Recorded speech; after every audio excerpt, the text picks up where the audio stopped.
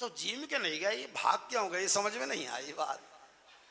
तो वो बोली कोई बात नहीं है पंडित जी, यहाँ जिम थे तो अकेले जिम के जाते, मैं एक काम करती हूँ सीधा लगाती हूँ, तो अपने तो घी दूध की कमी नहीं है, ग्वाले हैं, खूब घी हो रहा है, बढ़िया घी ले जाऊंगी, दूध ले जाऊंगी, दही खीर मालपुआ बनाएंगे, पूरा परिवार पाएगा।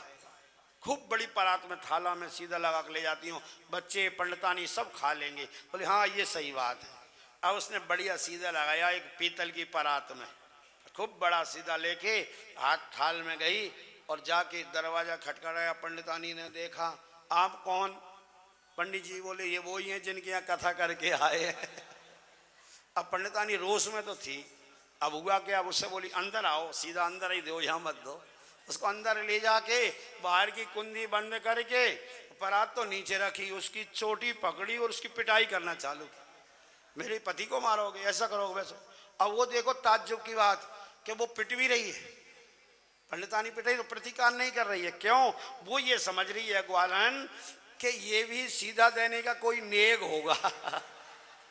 जैसे कथा हुई थी ना, वहां भी नेग आता, तो सीधा देते समय ऐसा कुछ नेग होगा तो पूरा कर लेने तो क्या फर्क पड़ता है अपन को।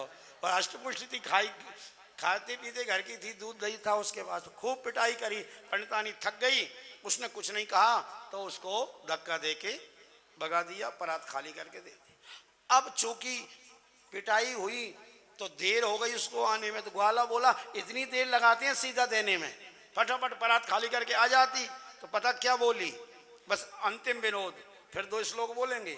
उसने कहा देखना बस लास्ट विनोद है। वो बोली अब देखना, वहां तो पंडित जी पिटे थे, वो मतलब ग्वाला थोड़ी पिटा था, ये वो खुद पिट कर आई है। तो वो कहती है अजी ठेका जानो, कथा कराना सहज है पर सीधा देना बहुत कठिन काम है। देर हो ना तो क्या करे, सीधा देना कठिन है। तो अब सज्जनों, ये तो विनोद की बात है, और हाथ जोड़ कर निवेदन है कि ये हमारी जो विनोद की बातें सुनाओ ना जरूर दूसरों को, खूब उनको भी हंसाना, खुद भी हंसना, याद करना। पर एक बात का ध्यान रखना, इन जितनी विनोद की बातें बताई हैं उनमें ये मत कह देना कि ये भागवत में लिखी हैं। पंडित जी ने सुनाई थी ना भागवत में, तो भागवत में ये नहीं है। ये तो हमने आपका मन आकर्षण करने के लिए कि कथा में मन लगा रहा है, तो ये कल्पना कर करके कहानियाँ बनाई गई हैं। उद्धार तो हमारा भागवत जी से ही होगा, ये से उद्धार नहीं होगा। थोड़ा टाइम पास हो जाएगा, थोड़ा अच्छा लगेगा, और होना ही चाहिए, हंसी खुशी जीवन व्यतीत होना चाहिए। अब 2 श्लोक आप सुने, महाराज जी कुछ बोल रहे हैं क्या? बाद में 2 श्लोक बोल लें, फिर महाराज जी की घोषणाएं सुने, उसके बाद में फिर सभी लोग जिन जिन ने भी कथा ध्यान से सुनी है, नियम ऐसा है कि उन सबको जो है वो पुराण पूजा करना चाहिए। तब महाराज जी व्यवस्था बनाएंगे कैसे करवानी है, क्या इतने लोग आएंगे ना तो सबको ऊपर बुलाना है कि नीचे से ही करवाना है, जैसी भी जिसकी व्यवस्था हो महाराज जी को उसमें सहयोग करना, पर पूजन सबको करना है। आइए 2 श्लोक बोले, एक बार हम बोलें, एक बार आप बोलें, लेकिन ग्वाले के जैसा ना बोले। वृंदावन बिहारी लाल की जय। भवे भवे भवे भवे यथा यथा भक्ति भक्ति पादयो पादयो तव तव जायते जायते तथा तथा कुरुस्व कुरुस्व देवेश देवेश नाथस्त्वं नाथस्त्वं नो नो यथा यथा प्रभो प्रभो नाम नाम संकीर्तनम संकीर्तनम यस्य यस्य सर्व सर्व पाप पाप प्रणाशनम प्रणाशनम प्रणामो प्रणामो दुख दुख समनस समनस तम तम नमामि नमामि हरिम हरिम परम परम तम नमामि तम नमामि हरिम परम। हरिम परम। बोलिए राधा गोविंद भगवान भगवान की की जय। विठ्ठलनाथ भगवान की की जय। तुदीय वस्तु गोविंद तमेव समर्पये। येन तुदंग्री कमले रतिर्मे यक्ष शाश्वतम्। ओम पूर्णमदा पूर्णमदम पूर्णात् पूर्णमुदच्यते पूर्णस्य पूर्णमादाय पूर्णमेवावशिष्यते।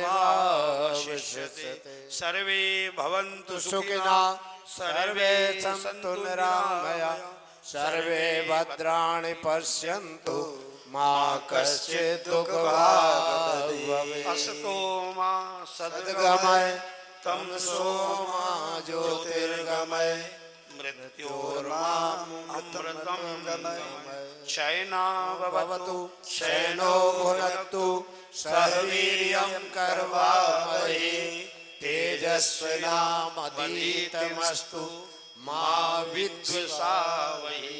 ओम शांति शांति शांति। सबसे पहले हमारी जो राधा कृष्ण यात्रा सेवा समिति है, इसके समस्त पदाधिकारीगण जितने भी हैं उनके लिए इस व्यासपीठ से बहुत बहुत आशीर्वाद, बहुत बहुत साधुवाद और बहुत बहुत धन्यवाद कि इन्होंने इतना शुभ संकल्प लिया है कि साल में एक बार इतने लोगों को इतना जो धर्म लाभ दे रहे हैं महाराज, इतना बड़ा बीड़ा इन्होंने उठाया है। और सज्जनों, इसमें समस्याएं कम नहीं हैं। आप हम लोग तो सहजता से चाबी मिल गई, कमरा में रह गए, आए, भोजन किया, चले गए, तो जितना सहजता से हम लोग रहे हैं ना, उतना सहज ये काम है नहीं, क्योंकि हम भी ये काम के अनुभवी हैं, हमको भी पता है कितनी कठिनाइयाँ आती हैं। तो आप आगे जब भी इस समिति के द्वारा किसी भी यात्रा में आएँ तो इनकी कठिनाइयों पर भी थोड़ा ध्यान रख के और थोड़ा आप भी तकलीफ सहन करो, पर इनको ज़्यादा हमको साधुवाद है। 7 दिन का समय निकाल के आप विट्ठल भगवान के दरबार में आए। टूटी फूटी बाणी में हमने जैसा कुछ सुनाया, बहुत योग्यता तो नहीं है, लेकिन फिर भी यथामति जो भी कुछ सुनाया, कभी चुटकुला सुनाया, कभी श्लोक सुनाया, कभी भजन सुनाया, कहानी किस्सा जो सुनाया वो आपने बड़े प्रेम से आनंद से सुना। इसके लिए आप बहुत बहुत साधुवाद के पात्र हैं और सभी को धन्यवाद। और देखो सज्जनों, मिठाई कितनी सुंदर क्यों ना हो, चाहे रसगुल्ले हों, काजू कतली, बादाम का हलवा, सब खिलाया हमको हमारे समिति वालों ने। बहुत सुंदर मिठाई बनी हो, पर मिठाई में अगर नमकीन ना हो तो मिठाई का स्वाद फीका पड़ जाता है। मिठाई में आनंद तो आता है, पर बीच बीच में थोड़ा नमकीन मिलता रहे। तो ये भागवत की मिठाई हमने आपको परोसी, सुंदर मिठाई आपने ली, लेकिन अगर बीच बीच में ये भजन का, ये संगीत का नमकीन नहीं होता तो भागवत की मिठाई भी आप नहीं पा सकते थे। और हमारे बिटिया की जो कथा थी, हमने जैसा बुला कर लाओ, द्वारपाल गए, महारानी जी आपको कोई एक ब्राह्मण बुला रहे हैं। अरे वो ब्राह्मण क्या, हमारे पतिदेव हैं, द्वारका गए थे, उन्हीं का सब दिया हुआ है। थाली लेके सुदामा वो आई सुशीला जी, और अब तो महाराज क्या वैभव था, जब सुदामा जी जब गए थे ना, तब तो वो दुबली पतली पंडितानी सुशीला थी, और अब इतना संपत्ति आ गई तो अब दुबली पतली नहीं रही, अब तो बढ़िया 16 श्रृंगार किए हुए सज धज के, और पंडितानी नहीं, लगता है सेठानी सुशीला हो। अब पंडितानी सेठानी में क्या फर्क है? पंडितानी जो है बेचारी दुबली पतली थी, अब सेठानी थोड़ी हेल्दी होती है, खाते पीते घर की रहती है ना, उनकी भी हेल्थ बन गई। अब एक और अंत में विनोद की बात, फिर चिट्ठी कथा की ओर चलेंगे। तो महाराज वो सुशीला को पहचान नहीं पाए, क्योंकि कहाँ तो दुबली पतली रहती थी, एक साड़ी थी वो आधी पहन लेती थी, आधी जो है सुखा देती थी, एक का दो कर रखा था, पूरी तन ढकने को साड़ी भी नहीं थी, और आप 16 श्रृंगार किए हुए और इतना वैभव, पहचान ही नहीं पाए। उन्होंने कहा स्वामी जी आप मेरे को नहीं पहचान पाए, आप कौन? बोले मैं सुशीला। इतने कहते हुए ये सब आपके उन मित्र का दिया हुआ है। सुशीला जी सुदामा के चरणों में गिर गई। सज्जनों, चरणों में गिरी तो क्या हुआ, ये भागवत जी में नहीं लिखा है, नहीं आप जो है ना मजाक बना दो भागवत जी का, ये तो आपके लिए विनोद के लिए कहा जा रहा है कि जैसी चरणों में गिरी, सुदामा ने उठाया तो सुदामा भोले वाले थे ब्राह्मण, बोले अरे सुशीला तू मेरे चरणों में गिरी तो नीचे कोई नुकीला पत्थर था क्या? क्या हुआ? बोले देख तेरे मुंह में, होठों में खून लगा हुआ है। बोले खून नहीं है, ये तो एक लाली लिपस्टिक लगा के आई हूँ मैं, 16 श्रृंगार में एक ये भी श्रृंगार होता है। अब बेचारे ब्राह्मण क्या जान लिपस्टिक क्या होती है, लाली क्या होती है। तो ये तो विनोद की बात है, पर सुदामा जी आनंद के साथ उस भवन में रहने लगे। और अब आगे कथा आती है, यदुकुल को श्राप लग गया ब्राह्मणों का, ऋषियों का। यदुकुल के बालकों ने उनसे मजाक किया कि एक बच्चे को स्त्री बना के ले गए कि इसको लड़का होगा या लड़की। ऋषियों ने कहा ना लड़का होगा ना लड़की। भगवान के कुल में हो के ब्राह्मणों से मजाक करते हो। तो क्या किया, बोले मूसल होगा इसके। अब वो कपड़ा खोले, मूसल निकला, उसको पिसवा के समुद्र में बहा दिया। कालांतर में वो एरका नाम की घास बनी, यदुकल का उस घास से संहार हुआ। भगवान भी अपनी लीला का स्मरण करके और गौलोक धाम को गए।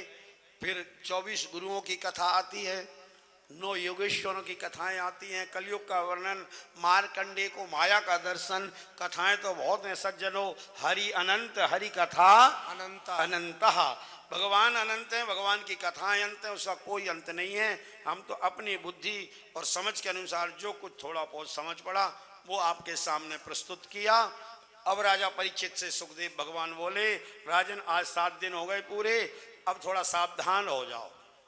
तम तू राजा मरिष्यति पशु बुद्धि मिमाम जही। अब राजन तुम मर जाओगे, इस पशु बुद्धि को छोड़ो। सुखदेव जी ने जब ये कहा तो परीक्षित तो पक्के चेला बन चुके थे। अब परीक्षित ने क्या कहा, सुखदेव जी से परीक्षित बोले कि गुरुदेव अब एक तक्षक तो क्या, हजारों तक्षक आ जाएं तो मेरा बाल बांका नहीं कर सकते, हजारों सांप नहीं डस पाएंगे मेरे। तो सुखदेव जी ने परीक्षा ली, बोले क्यों, तक्षक तो आएगा, ब्राह्मण का श्राप है, झूठा नहीं होगा तो मेरे को डसेगा, डंक मारेगा। बोले महाराज जी मारता रहे, आपने ऐसा ज्ञान दे दिया है तक्षक मेरा कुछ नहीं बिगाड़ पाएगा। बोले कैसे, तो देखो उदाहरण क्या दिया परीक्षित ने, पक्के चेला बन गए। बोले देखो गुरुदेव, ये सामने मिट्टी का ढेला पड़ा हुआ है, माटी का ढेला था, ठीक है। अब तक्षक आए, नाग, एक नहीं 10 तक्षक आ जाए, 1000 आ जाए, हजारों इस मिट्टी के ढेले में एक साथ फण मारे, इसको काटें ढेले को, इसका कुछ बिगड़ेगा क्या, बोलो, मिट्टी का कुछ सर बिगाड़ पाएगा क्या, नहीं बिगाड़ पाएगा। तो परीक्षित बोले गुरुदेव एक वो मिट्टी का ढेला और एक ये भी मिट्टी का ही ढेला है, इसमें है क्या माटी के अलावा, और जो आत्म स्वरूप है उसका आपने मेरे को ज्ञान करा दिया, आत्म परमात्मा का ज्ञान हो गया, मेरी आत्मा को तक्षक कुछ नहीं बिगाड़ पाएगा, मैं उस आत्मा को पहचान गया हूं। तो मरने से वो ही डरता है जो अपने आत्म स्वरूप को नहीं पहचान पाता है। इसलिए जीते जी और कुछ करो ना करो लेकिन अपने स्वरूप को जरूर पहचान जाओ। रामचरितमानस में राम जी कहते हैं कि मम दर्शन फल परम अनूपा, जीव पाव निज सहज स्वरूप। भगवान की इस कथा का सुनने का, कहने का, साधना का फल यही है कि हम अपने स्वरूप को पहचान। स्वरूप को पहचानने के बाद फिर मरने से डर नहीं लग सकता है। खंजर की क्या मजाल, एक शायर ने लिखा है, कितना सुंदर है, खंजर की क्या मजाल कि घायल कर सके तेरा ही है ख्याल, घायल हुआ है तू। महाराज परीक्षित बोले गुरुदेव अब तक्षक मेरा कुछ नहीं बिगाड़ पाएगा क्योंकि मैं अपने आत्म स्वरूप को पहचान गया। सल्तनत तो रहती है, सल्तनत तो रहती है पर भूप बदल जाते हैं, धरा तो रहती है पर कूप बदल जाते हैं, मानो या ना मानो मित्र मर्जी तुम्हारी, आत्मा तो रहती है रूप बदल जाते हैं। आत्मा तो रहती है पर रूप बदल जाते, कोई नहीं जाता इस दुनिया से कहीं चल के, सब यहीं आ जाते हैं कपड़े बदल बदल के। ये शरीर तो कपड़े के जैसा है, वासांसी जीर्णानि यथा विहाय नवानि गृह्णाति नरोपराणि, तथा विहाय शरीरानि जीर्णा नन्याति संयाति नवानि देहि। ये गीता के दूसरे अध्याय का 22वां श्लोक है। और 23वां, नैनम छिंदति शस्त्राणि नैनम दहति पावका न चकिलेदियंता वो न शोष्यति मारुता।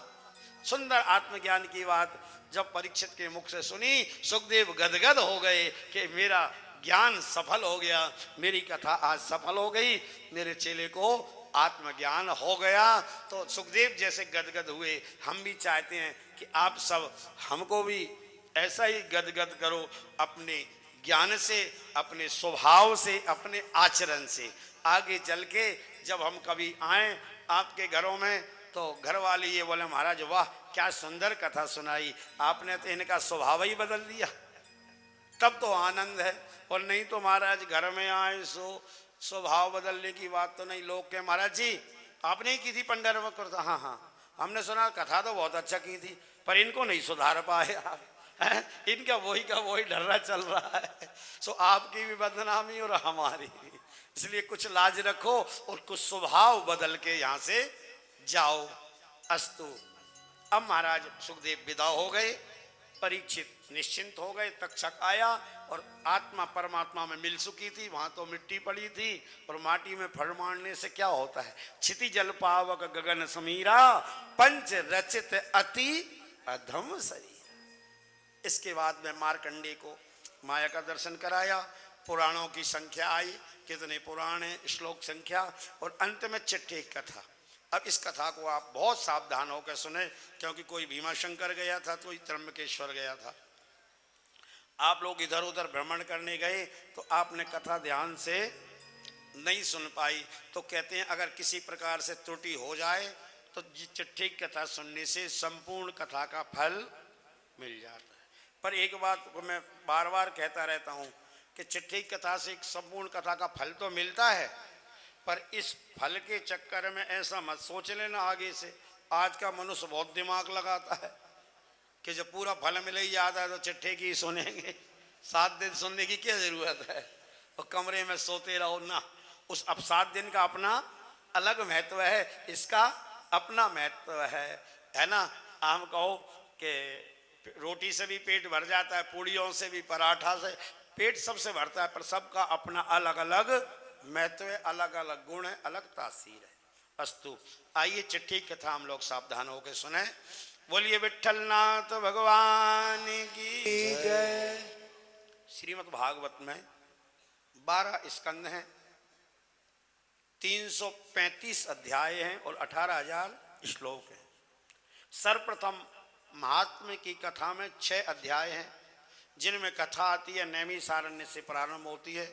सूत जी और शौनक का संवाद है। भक्ति और ज्ञान को नारद जी के द्वारा ये कथा सुनाकर पुष्ट किया जाता है। 2 दृष्टांत आते हैं महात्म्य कथा में।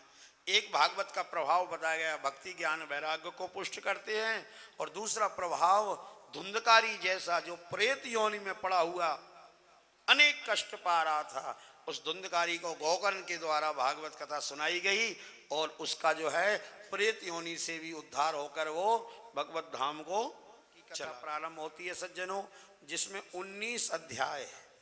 पहले स्कंद में सर्वप्रथम मंगलाचरण, फिर व्यास नारद संवाद, फिर भगवान द्वारकाधीश का द्वारका गमन, कुंती स्तुति, उत्तरा की स्तुति, भीष्म जी की स्तुति, महाराज परीक्षित का जन्म, पांडवों का स्वर्गारोहण, महाराज परीक्षित को श्राप का लगना शमीक ऋषि के पुत्र के द्वारा, और अंत में सब कुछ छोड़ के गंगा तट पर सुख तीर्थ में जाके विराजमान हो जाना, और सुखदेव जी का आगमन। ये जो कथा पहले अध्याय के, पहले स्कंद के 19 अध्यायों की है। द्वितीय स्कंद 10 अध्यायों का है, छोटा सा है, लेकिन उसमें धर्म के 10 लक्षण बताए गए। सुखदेव का जो बोलना है, सुखदेव उवाच पहली बार दूसरे अध्याय में ही आया है, दूसरे स्कंद में आया है। द्वितीय स्कंद से ही सुखदेव भगवान बोले हैं। इसके बाद तृतीय स्कंद जो है सज्जनों, 10वें स्कंद के बाद सेकंड नंबर का बड़ा अध्याय तृतीय स्कंद ही है। तृतीय स्कंद में 33 अध्याय है।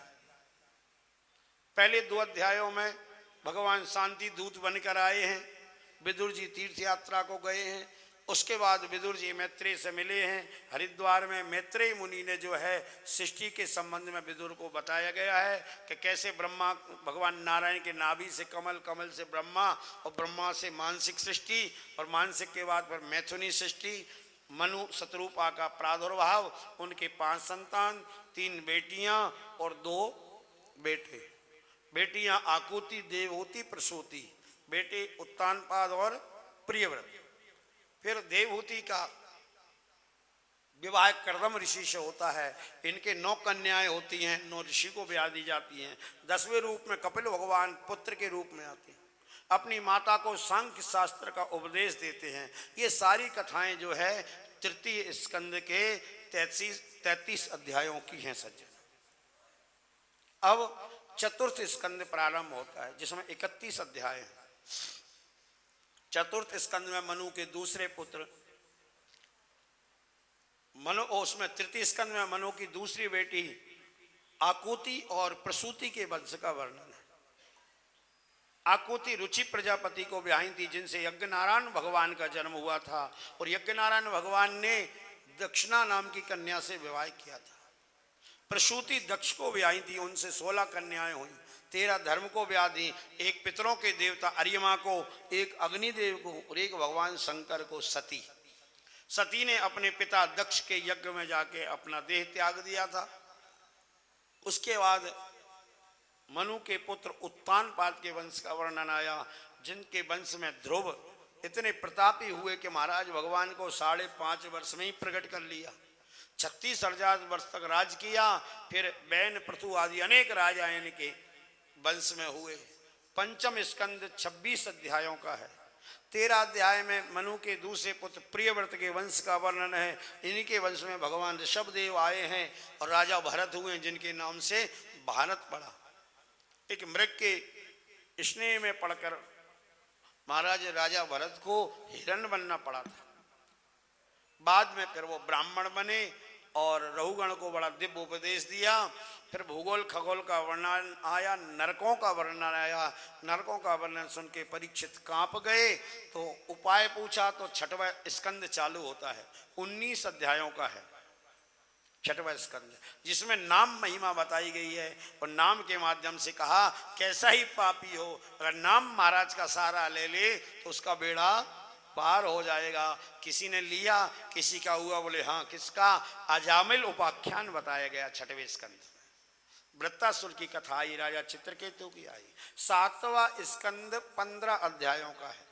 11 अध्याय में भक्तराज प्रहलाद की कथा है। नरसिंह भगवान के प्रादुर्भाव की कथा, हिरण्यकशिपु के उद्धार की कथा 11 अध्यायों में। 4 अध्याय में वरण धर्म आश्रम का निरूपण है। 8वां स्कंद 24 अध्यायों का है जिसमें गजेंद्र मोक्ष की कथा, समुद्र मंथन की कथा, वामन अवतार की, मत्स्य अवतार आदि कथाएं हैं। 9वां स्कंद भी 24 अध्यायों का है। अष्टम और नवम 24 अध्यायों के हैं। 9वें अध्याय में 9वां स्कंद 24 अध्याय का है। स्कंद तो 12 अध्यायों में राम जन्म की कथा और 12 अध्यायों में कृष्ण जन्म की कथा। तो महाराज आप कहें कि कृष्ण जन्म की कथा तो 10वें स्कंद में आपने बताया था, फिर ये 9वें में कैसे आ गई? इसका मैं आपसे उल्लेख करूं, वो ऐसे आ गई कि 12 अध्याय में सूर्यवंश की कथा है जिसमें आए राम जी, और 12 अध्याय में पूरे चंद्रवंश की कथा है। उस चंद्रवंश में ही भगवान कृष्ण के जन्म की भी कथा आ जाती है। उसमें कथा आती है और संक्षेप में ये भी कहा है कि भगवान ने अवतार लिया, माखन चोरी लीला की, ये किया वो किया और समाप्त करके चले गए। तब परीक्षित ने कहा कि महाराज आप इतनी कथाएं चटपट कर गए, ऐसे काम नहीं चलेगा, विस्तार से सुनाओ। तब 10वां स्कंद चालू हुआ। महाराज जी पूरी कथा बता दी है 9वें स्कंद, आप उसको मूल पाठ में देखा होगा आपने। संपूर्ण कथा 9वें स्कंद में जन्म की बता दी गई। और कोई कहे कि 10वें स्कंद, 10वें में तो तब चालू हुई जब ये कहा कथितो वंश विस्तारो भवता सौम सूर्यो, मेरे को विस्तार से सुनाइए। फिर भगवान ने कृष्ण जन्म की कहना इतनी विस्तार से सुनाई कि 90 अध्यायों में सुनाई। 10वें स्कंद सबसे बड़ा है 90 अध्याय का, और जो बड़ा होता है तो उसको 2 भागों में बांट दिया जाता है, एक पूर्वार्ध और उत्तरार्ध। एकादश स्कंद 31 अध्याय का है जिसमें 9 योगेश्वरों की कथा, 24 गुरुओं की कथा, भगवान उद्धव और कृष्ण का संवाद है, अवधूत उपाख्यान है। 12वां स्कंद जो अंतिम स्कंद है 12 है ना, स्कंद 12वां है, अध्याय 13 है जिसमें कलयुग के राजाओं का वर्णन है। मार्कंडेय को माया का दर्शन है, फिर सुखदेव का गमन है, प्रस्थान है, परीक्षित का मोक्ष है, और ये चिट्ठी की कथा है, पुराणों की संख्या है। ये सब कथाएं लास्ट के स्कंद 12वें स्कंद की हैं और 13 अध्यायों के अंतर्गत आती हैं। ये सारे अध्याय मिलकर 335 होते हैं। स्कंद सारे मिलकर के 12 हैं और श्लोक संख्या 18,000 ऐसी आई है। अब हमने जो ये कथा सुनी चिट्ठी की, ऐसी मान्यता है संतों की कि आपकी अगर कथा छूट गई थी तो वो त्रुटि नहीं मानी जाएगी, आपको संपूर्ण कथा का लाभ प्राप्त हो गया। अब हमारे महाराज जी ने जो मूल पाठ किया भागवत जी का संस्कृत में सस्वर, तो अब उसका भी हमको लाभ प्राप्त हो, उसके लिए क्या विधान है?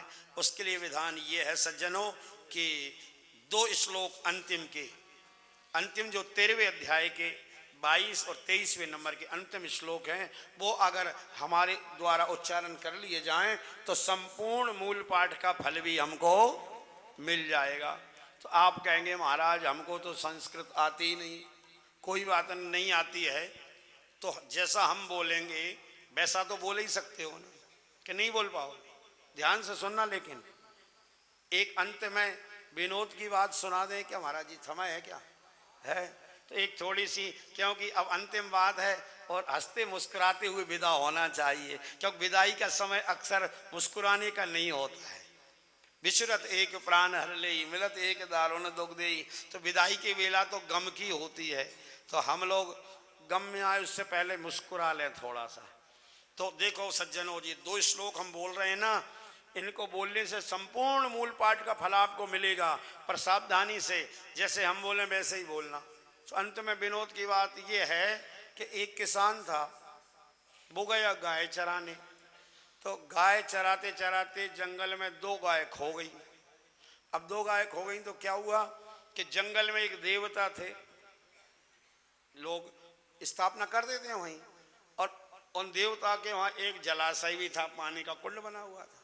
तो खूब गायों को ढूंढा, नहीं मिला, और ग्वाला था गवार, उसने कभी कथा कीर्तन सत्संग तो देखा ही नहीं था। तो महाराज गाय नहीं मिली तो क्या किया उसने? देवता के आगे हाथ जोड़ के प्रार्थना की, और उसने सुना था कि किसी के मुख देखी नहीं थी सत्यनारायण की कथा, न कभी सुनी थी, पर ऐसा सुना था गांव में किसी से कि सत्यनारायण की कथा बोलने से मनोकामना पूरी ही। अब सत्यनारायण की कथा होती क्या है, कैसे क्या, ये नहीं जानता था। तो उसने कहा कि मैंने किसी सुना है, आंख बंद कर बोला, हे देवता मैं भी एक सत्यनारायण करवा दूंगा, मेरी गाय मिल जाए। और उसका ऐसा कहना था, गायों को लगी प्यास, तो उसी जलाशय में पानी पीने वो भटकती हुई आई, और जैसे ही नेत्र खोल के देखा, बोले वाह देवता तो बहुत सत्य हैं, मैं ढूंढ ढूंढ के परेशान हो गया 2 दिन से, और देखो यहीं आ गई, वो संयोग से पानी पीने आई। अब अपनी पत्नी से बोला, ग्वाला तो था ही, बोले मैंने सत्यनारायण की कथा बोल रखी है और बोलना ज़्यादा दिन नहीं रखना चाहिए अपना। हाँ, तो बोले मैंने भी सुना है कि कथा होती है, पर ये नहीं जानते हम लोग कैसे होती है। तो बोले पंडित जी से पूछ लेंगे, जाओ पंडित जी को लखलाओ, पंडित जी हमारे यहाँ कथा होना हाँ हाँ कर देंगे, पर हम लोग जानते नहीं कैसे क्या। कोई बात नहीं, हम सब बता देंगे, चलो तुम तैयारी करो, चौक वॉक पूर लेना, है ना। गोबर से लीपते थे पुराने जमाने में, और फिर आटे से हल्दी से चौक मांडते थे, चौक मांड दो, लिपाई कर दो। लिपाई कर दी उसने, चौक मांड दिया, पंडित जी आ गए। अब पंडित जी ने सोचा बेचारा ग्वाला है, जानता है नहीं, अब इसको थोड़ा समझा दूं अच्छे से। देख भैया, जो संकल्प हो रहा है ना, इस पर ध्यान देना, कथा पे ज़्यादा जरूरत नहीं ध्यान देने की। संकल्प अगर सही हो गया तो समझ लो कथा तेरी सफल हो गई, और संकल्प तो होता ही है पहले पहले। तो संकल्प में महाराज क्या करना है? बोले कुछ नहीं करना है, जो हम बोल रहे हैं सो तुम बोलना, इतना सा करना है, ध्यान देना, तुम ग्वाले उच्चारण में त्रुटि ना हो जाए। बिल्कुल नहीं होगी महाराज। महाराज ने पैसे सुपारी रखे, जल डाला, हथेली पे पत्नी से कहा हाथ नीचे लगाओ, और दोनों को जोड़े से बैठा कर, और जैसे ही कहा पंडित जी ने, बोल भैया ओम विष्णु 3 बार। सो ग्वाला बोला, बोलो पंडित जी 3 बार ओम विष्णु ओम विष्णु। उसने कहा ये पंडित जी क्या लगा रखा है, पंडित जी नहीं बोलना, खाली 3 बार विष्णु विष्णु ऐसे बोलना है, ओम विष्णु।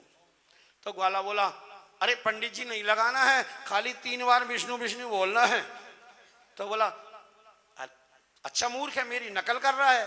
तो ग्वाला बोला, पंडित तू अच्छा मूर्ख है, मेरी नकल कर रहा है। अब तो महाराज पंडित जी समझ गए कि पासा उल्टा पड़ गया। मैंने उसने कहा कि भाई मैं कहूं वैसा कहना, तो वो ये समझ रहा है कि ये कथा ही हो रही है। फिर पंडित जी ने कहा, देख भैया तू सावधान हो जा, और जो मैं कहता हूँ वो ही बोल, ज़्यादा फालतू बात मत कर। तो वो बोला, देखो पंडित जी ज़्यादा फालतू बात मत करो, जो मैं कहूँ वही कहो। पंडित जी वो को आई गुस्सा, बोले अच्छे मूर्ख से पाला पड़ गया, गुस्से में बोल गए। तो वो भी बोला अच्छे मूर्ख पंडित से पाला पड़ गया। पंडित जी बोले मेरे को मूर्ख कहता है, वो कहता मेरे को मूर्ख। अब महाराज ज्यादा ही बात का रस बढ़ गई, पंडित जी का पारा थोड़ा ज्यादा ही चढ़ गया। तो क्या हुआ, पंडित जी ने एक झापड़ उसमें, अब वो कुछ ज्यादा ही समझ गया। पंडित जी ने तो यही कहा था जब मैं बोलूं वो ही बोलना, कुछ ज्यादा समझ गया। उसने अनुमान लगा लिया कि पंडित जी ने कहा है कि जो मैं करूं वही करना सारा काम। अच्छा एक और देखो, वो जो यजमान पत्नी है ना, वो दूर खड़ी हो गई। उसने सोचा ये कथा ऐसे ही होती होगी, क्या कभी देखी सुनी नहीं ना, तो हाथ जोड़ के बड़ी श्रद्धा से खड़ी, आहा कितनी सुंदर सत्यनारायण की कथा हो रही है। पंडित जी उसमें दे रहे हैं, वो उसमें दे रहा, वो हाथ जोड़ के खड़ी है। पर उसका भी सबर का बांध टूट गया। कब, जब पंडित जी वो दोनों लड़ने लगे गुड्डम गुड्डा होके, और वो जो लिपा हुआ था उससे बाहर आए ना, सो बड़ी श्रद्धा से बोली महाराज पहले से कह देते कथा ऐसी होती है तो मैं लंबा चौड़ा नहीं लीप देती क्या। अब मैंने थोड़ा सा लीपा और आप इधर आ रहे हो, सो प्लीज पंडित जी सब कुछ करो पर इधर मत आओ, मेरी कथा अशुद्ध हो जाएगी। सो थोड़ा लिपे में ही होने दो कथा, इधर चलो बोले। अब उन्होंने बहुत प्रयास किया, पंडित जी ने, वो समझ गया ये मूर्ख, ये बजे मूर्ख, यहाँ पाला नहीं पड़ेगा। तो पंडित जी जैसे तैसे पीछा छुड़ा के और भाग गए। और पंडित जी तो भाग गए, ये बेचारा ग्वाला इतना भोला, क्या बोला पत्नी से, देखो कितनी सुंदर कथा करके गए हैं, कितने बढ़िया पंडित जी थे। अब कहे पंडित जी खुद पिट के गए थे, वो थोड़ी पिटा था, वो तो ग्वाला था, तो क्या करे, कितनी सुंदर कथा हो गई। अब कथा हो भी गई और कथा हुई भी नहीं। अब आगे और सुनो, थोड़ी सी 2 मिनट की बात और है। अब घरे आए पंडित जी, बाल बिखरे हुए हैं, कुर्ता फटा हुआ है, धोती जो है अस्त व्यस्त है। हाल जब देखा ये अस्त व्यस्त भरना, सो पंडितानी बोली ये क्या हलिया बना रखा है, कहाँ गए थे। बोले कथा करनी। बोले ऐसी कथा, बोले ऐसे ग्वालों के जाएंगे तो ऐसी कथा होगी। पूरी हाल पंडित जी पंडितानी को सुनाया, पंडितानी को बड़ा रोष आया, पर क्या कर सकती है।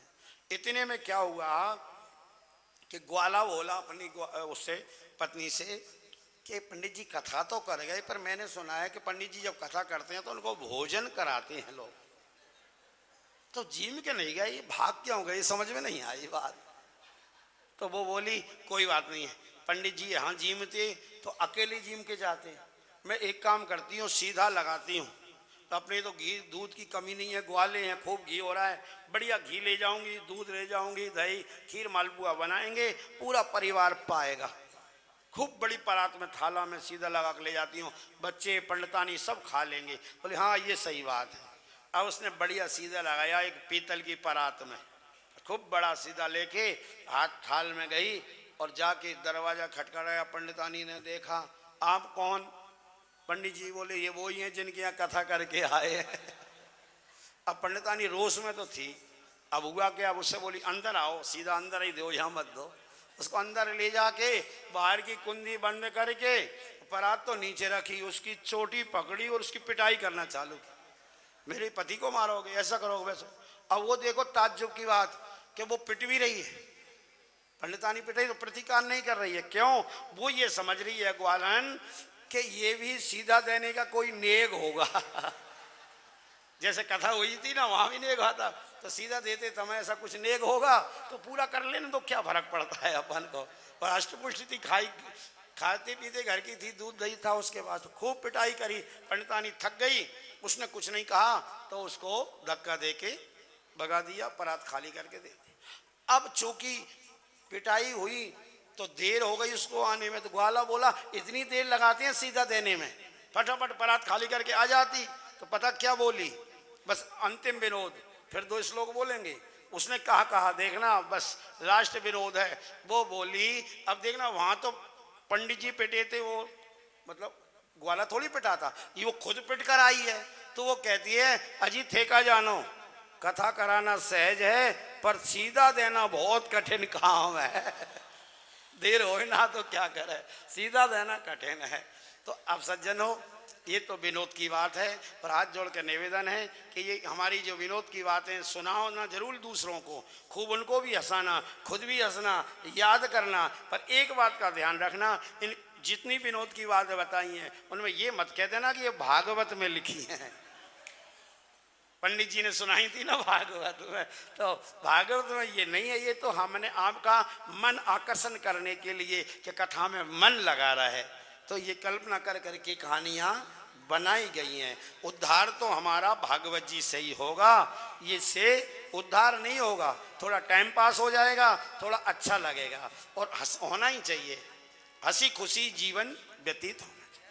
अब 2 श्लोक आप सुने, महाराज जी कुछ बोल रहे हैं क्या? बाद में 2 श्लोक बोल लें, फिर महाराज जी की घोषणाएं सुने, उसके बाद में फिर सभी लोग जिन जिन ने भी कथा ध्यान से सुनी है, नियम ऐसा है कि उन सबको जो है वो पुराण पूजा करना चाहिए। तब महाराज जी व्यवस्था बनाएंगे कैसे करवानी है, क्या इतने लोग आएंगे ना तो सबको ऊपर बुलाना है कि नीचे से ही करवाना है, जैसी भी जिसकी व्यवस्था हो महाराज जी को उसमें सहयोग करना, पर पूजन सबको करना है। आइए 2 श्लोक बोलें, एक बार हम बोलें, एक बार आप बोलें, लेकिन ग्वाले के जैसा ना बोले।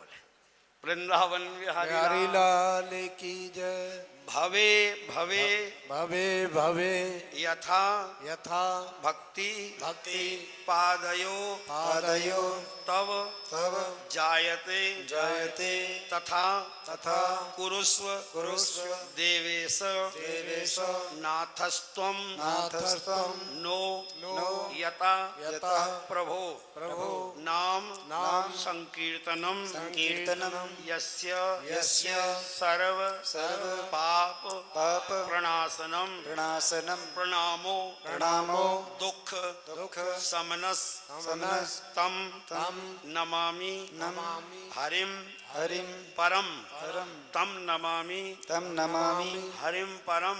हरिम परम। बोलिए राधा गोविंद भगवान भगवान की की जय। विठ्ठलनाथ भगवान की की जय। तुदीय वस्तु गोविंद त्वमेव समर्पये। येन तुदंग्री कमले रतिमेयच्छ शाश्वतम्। ओम पूर्णमदः पूर्णमिदं पूर्णात् पूर्णमुदच्यते पूर्णस्य पूर्णमादाय पूर्णमेवावशिष्यते। सर्वे भवन्तु सुखिनः सर्वे सन्तु निरामया सर्वे भद्राणि पश्यन्तु मा कश्चित् दुःखभाग् भवेत्। असतो मा सद्गमय तमसो मा ज्योतिर्गमय मृत्योर्मामृतम् गमय। जो है बनवारी जी, मुरारी जी, काला जी, जिनकी भी ओम जी जो है सीट आपको बताए ना, आप उसी पे बैठे। सामने वाली खाली भी पड़ी है तो आप उसमें मत बैठे। निवेदन मेरा क्या है कि रात को अभी यहाँ से तो अपन बैठ गए पूना से, तो 4 घंटे के सफर के बाद जो खाली सीट है उसका आ गया, अब वो आपको उठाता है। वो सीट में मात्र 8 सीट में 3 सीट नीचे की होती है, जो तो 1 साइड की 2 बीच। अब आप रेशो लगा लो, हम लोग तो सभी जो आए हैं मेरे हिसाब से ज्यादा से ज्यादा सीनियर सिटीजन है, सबके लिए तो सीटें हो नहीं सकती। 10,000 रुपए का फाइन देना पड़ा सिर्फ इसलिए कि आपकी सीटों में पता नहीं खाली सीटों पे लोग बाग बैठे हुए। दूसरी बात, विशेष ध्यान दें, ज्यादा समय नहीं लेंगे, सूक्ष्म रूप से कार्य किया गया है। सम्मान स्वरूप शुरू में ही जब वहां से प्रारंभ हुई तो उसी समय साड़ियां वितरण की गई थी, जो आप कलश यात्रा में पहन करके आए। उस दिन का नजारा देखने योग्य था।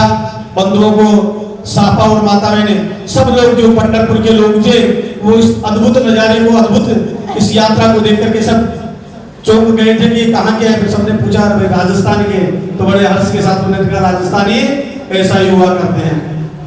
सम्मान स्वरूप आपको साड़ियां दी गई। मेरे बंधुवर हैं, जो भक्तजन हैं, उनको सबको ही हमारी समिति की तरफ से, जो कि हमेशा मुस्कुराते रहते हैं, जो हमें मधुर मधुर बड़ा स्वादिष्ट भोजन भी कराते हैं, दिव्यांश जी हैं, दिव्यांश जी का स्वागत किया।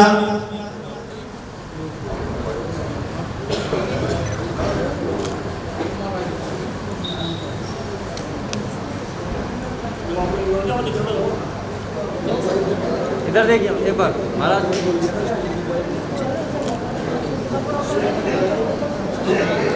थोड़ा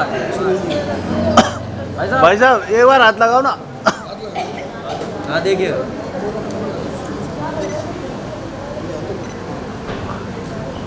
देखिए बस ठीक है।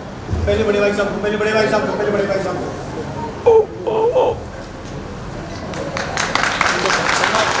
एक बार पहना दो, आप दोनों भाई साहब को पहना दो, फिर सामने देख लीजिएगा। वो शॉल भी उड़ा दो। सीधा सीधा और घुमाओ तो बस।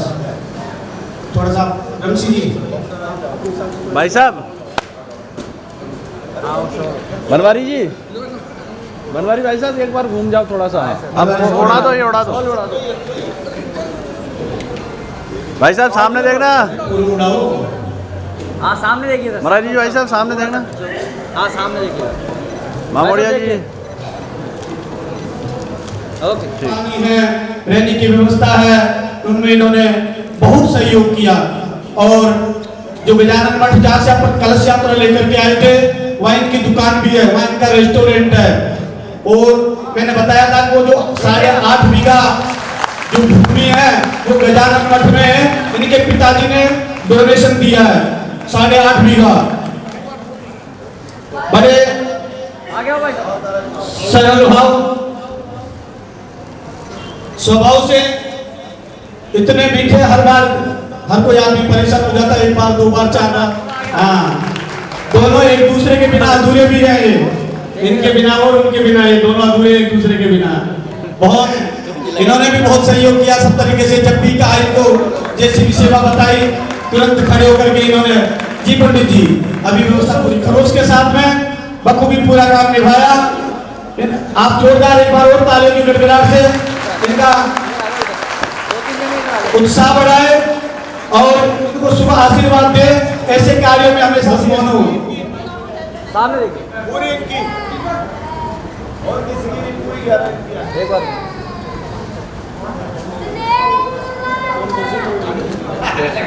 और यार सेवक है सारे बिल्डर अपने साथ में। और हमारी इस टीम के हर अंग में स्प्रिंग लगी हुई है, तुरंत का घंटों का काम मिनटों में। सामने देखो। हमारे महावीर जी का मनोरंजन वकील है, जैसा देश वैसा भेष बनाना जानते हैं। अनिल कुमार, कैलाश जी अग्रवाल, जिनका नाम बोल रहा हो तुरंत प्रभाव से आ जाए, समय नहीं लगाए। वीडियो ले रहा हूँ मैं। बंशीधर जी गुड्डा गुप्ता, बंशीधर जी गुप्ता, रामअवतार जी गुप्ता,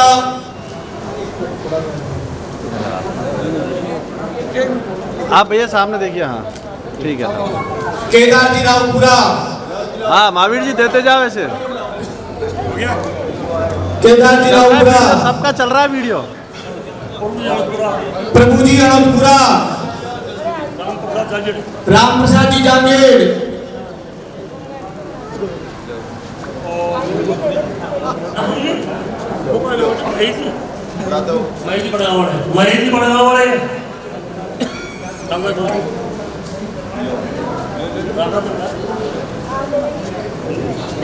रामचरण जी अनंतपुरा, मालराम जी अनंतवाले, हाँ जी दामोदर जी बंगोले,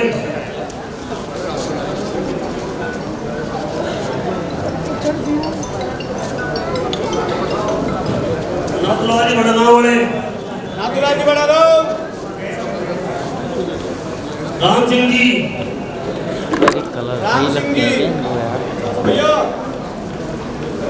बंशीधर जी अनंतवाले, बंशीधर जी अनंतपुरा, चलते रहो, वीडियो चल रहा है। मनोहर लाल जी, मनोहर लाल जी,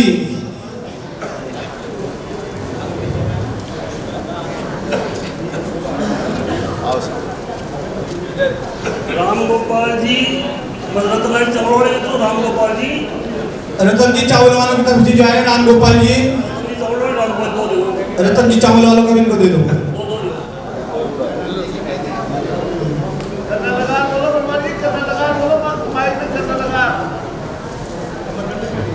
ये तो थाने करने लगा है, तो भाई के बोलने का। बाजरगान साहब, हजारीलाल जी बाजरगान।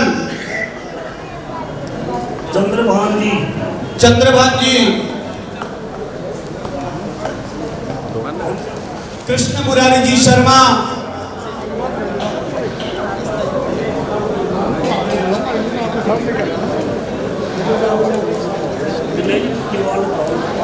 दिनेश जी टिक्कीवाल, जहाँ कहीं भी वो हमसे संपर्क करें। दिनेश जी टिक्कीवाल,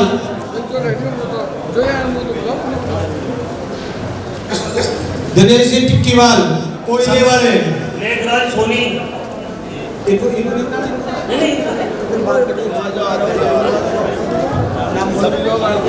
राधा मोहन जी टिक्कीवाल, अवस्थी जी, देवेंद्र अवस्थी,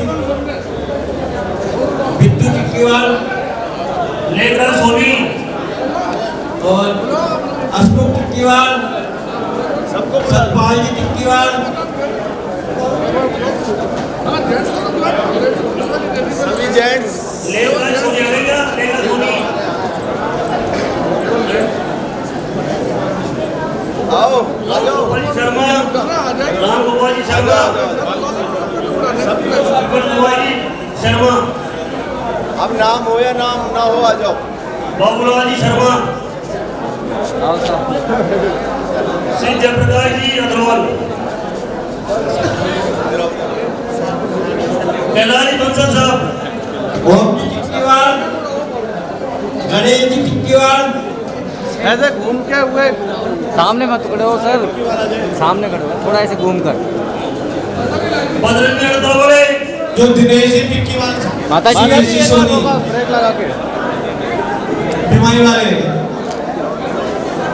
प्रहलाद जी सोनी, नायका वाले, आते जाए सभी बंधु। हाँ जिसका भाई साहब हाथ नाम नहीं बुला हो तो यार ये संकोच नहीं करे कि मेरा नाम नहीं बुला।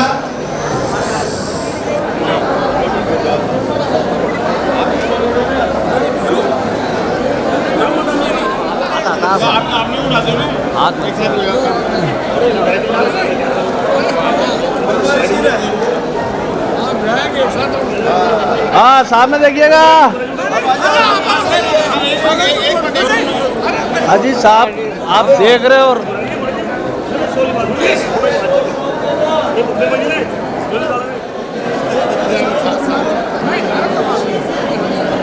बनवारी जी सामने देखिए, सामने भाई साहब, अजीत सामने, हाँ सामने देखना। यस यस यस यस, भाभी जी सेवा दे रही हैं। लो ज्यादा भीड़ नहीं करे। हाँ सामने देखिए तब, आओ आओ आओ। यार नीली हो गई हैं? नीली हो गई। एक मिनट, रेड पड़ा, सेटिंग में जाके, सेटिंग में जा, ये दवा, एक मिनट ओके कर, अब तीसरे नंबर पे ले ले। हाँ पास में आइएगा भाई साहब, आप भी जी सर सामने देखिएगा। अभी ग्रुप अधूरा है। ज्यादा मंच पर आड़ दो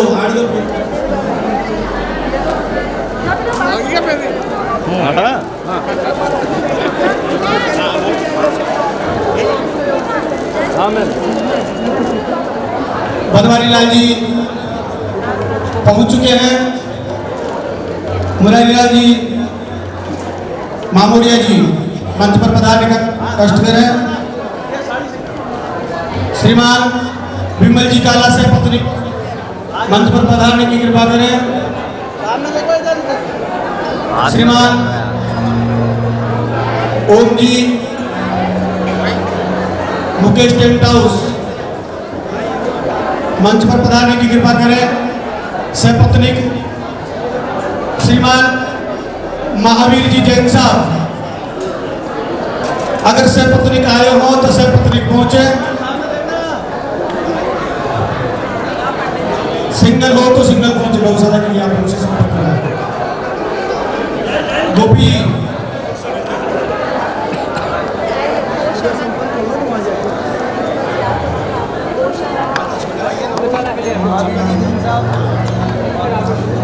महावीर जी जैन साहब जहां कहीं भी हो मंच पर पधारने की कृपा करें। महावीर जी जैन साहब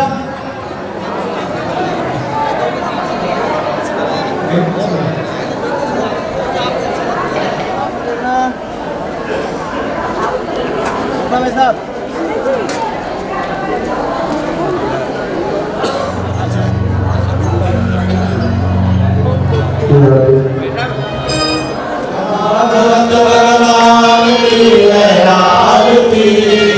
पापियों को पाप से हटाती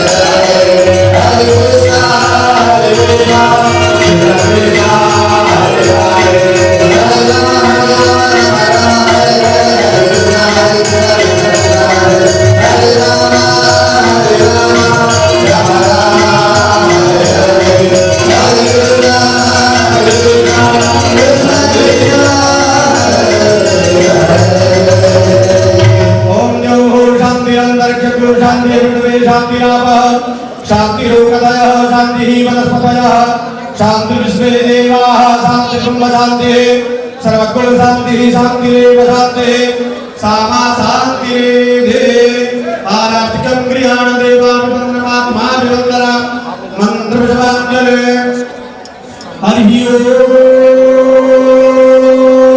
जगन्नेन यज्ञमयदन्तदेवा स्थानि धर्माणि प्रथमान्यासन्न तेहनागा महिमाना सतन्नत्र पूर्वे शात्याः संकिरे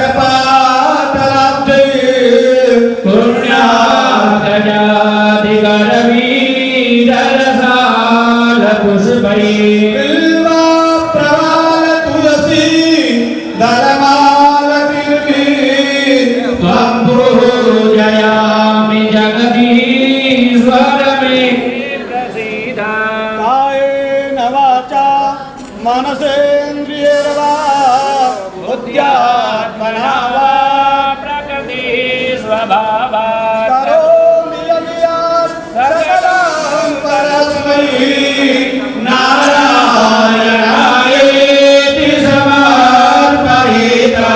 बोले सभी बोले के पत्रं पुष्पं फलं तोयं रत्नानि विविधानि च गृहाणि अर्घ्यं मया दत्तं देहि मे वाञ्छितं फलं रूपं देहि जयं देहि भाग्यं भगवन् देहि मे पुत्रान् देहि धनान् देहि सर्वान् कामान् देहि मे फलेन फलितं सर्वं त्रैलोक्यं सह चराचरं फलस्यार्घ प्रदानेन सफला सन्तु मनोरथाः मे मनोरथाः पूर्णा सन्तु। बोली ओम भूर्भुवः स्वः श्री मद्भागवत महापुराणाय नमः।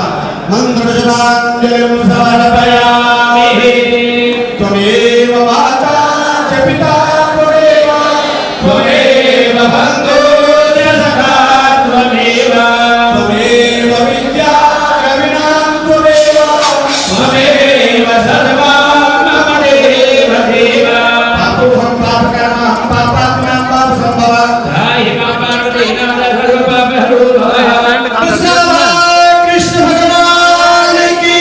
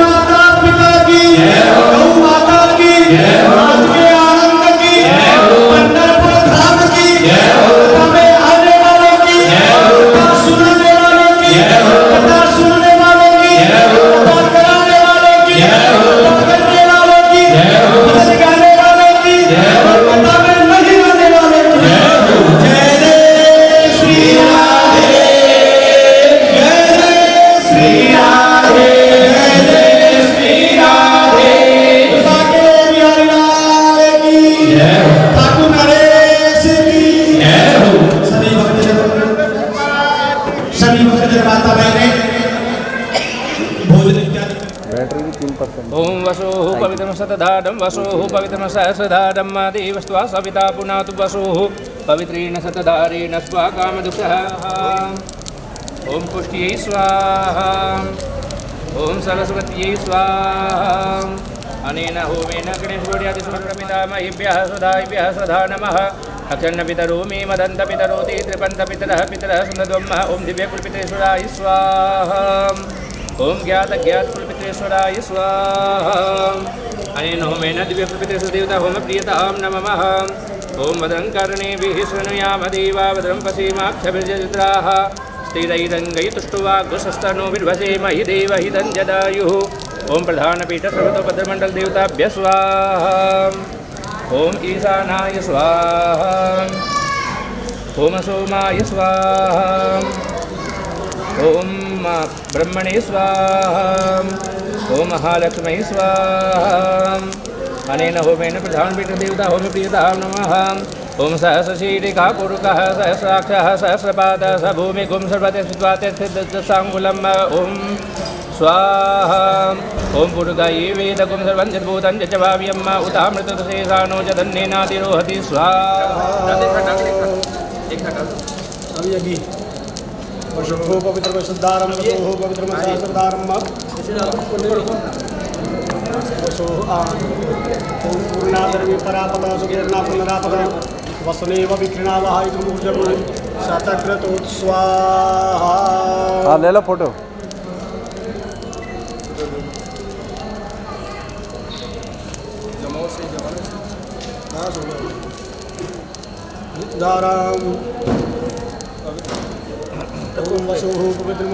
आप उसको नीचे करो।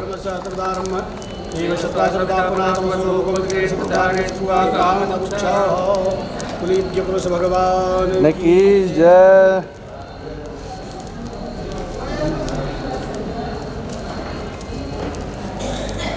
देखना अंकल एक बार।